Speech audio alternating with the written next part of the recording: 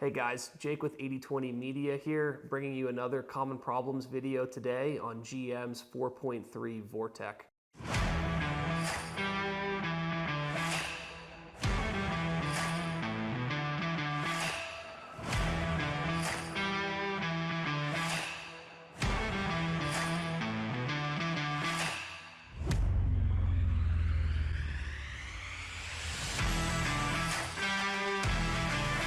The 4.3 Vortec is the oldest of the Vortec engines, having been released in 1985 and lasting all the way until 2014. In its 30-plus year history, it went through 5 different variations and was predominantly used in the Silverado and Sierra trucks, with the newer variation of the engine, with the older variations being used in the S10, the CK series trucks, as well as a number of other commercial vehicles. Jumping into common problems with the 4.3 liter, the most common problem is with the idle control valve and the throttle position sensor. Both the valve and the sensor sit on the throttle body and control throttle body and airflow. They are prone to clogging up over time, which can cause issues with idle like rough idle and stalling, as well as a number of performance-related issues like sluggish acceleration and loss of power. Fortunately, this is a relatively minor problem. The 2 sensors are easy to access, and fixing this issue is as simple as either cleaning the sensors or just replacing them entirely. The second most common problem is with the intake manifold gaskets. This problem is almost exclusive to the LB4 and the L35 engines from 1985 until 2002. However, it's not uncommon on any of the other variants as well. It just tends to be more common on these two. These gaskets are known to fail every 50 to 80,000 miles. And essentially what it does is it creates a vacuum leak within the intake system that causes poor performance, misfires, engine stalling, and so on. It's a relatively minor fix. Gaskets are very inexpensive. It just requires you to remove the intake manifold and replace all of them. And removal of the intake manifold is not very difficult. So overall, another relatively minor problem with this engine. The third one is with the distributor cap. The distributor is what provides electricity to the ignition coils. And on the 4.3 Vortec, the distributor is made out of plastic, and so it is prone to warping. And when the plastic housing and cap warp, it can cause issues with the distributor itself and cause the distributor to fail. When this happens, you'll notice misfires, rough idling, no start or hard start issues, as well as various other performance-related problems. The best solution to this problem is upgrading to a distributor that has an aluminum housing rather than a plastic one, which prevents any of the warping of the plastic, just since the distributor does sit in a high heat area within the engine, has poor air circulation, and so it's prone to heating up or overheating, which is what causes the issues with the plastic versions of it. The fourth problem to discuss is with the spider injectors.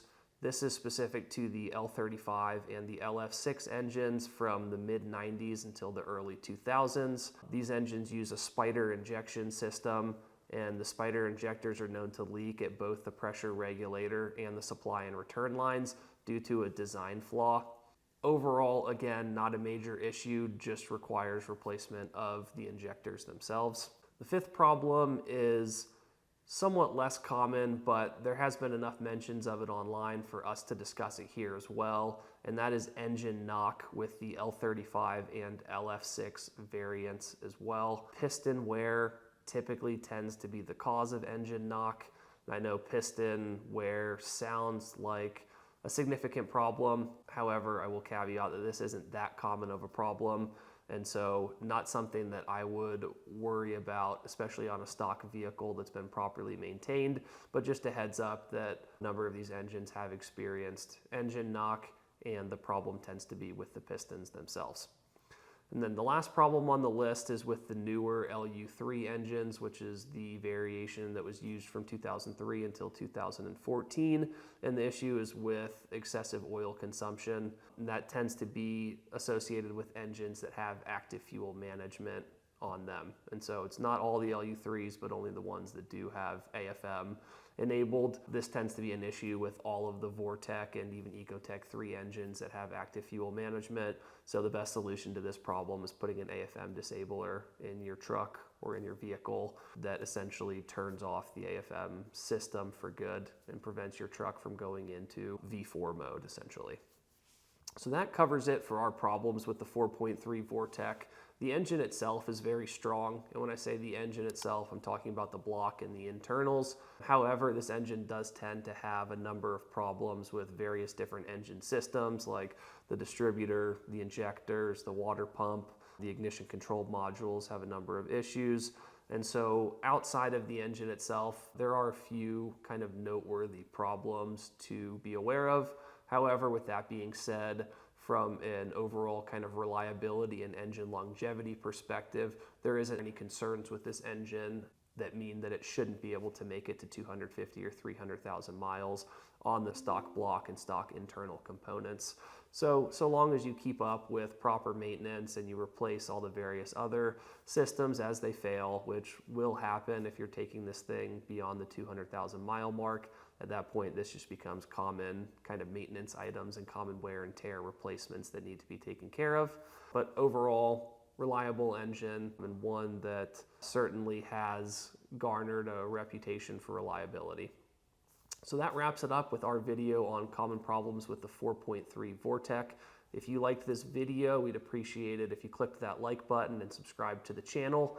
Also, you might notice we've got a little bit of table candy over here with our Precision Turbo 6266, which will soon be installed into our N54 135i that's behind me. I know this is a GM video, but if you like cars in general and BMW specifically, stay tuned for the build series that we do with the 135 behind me.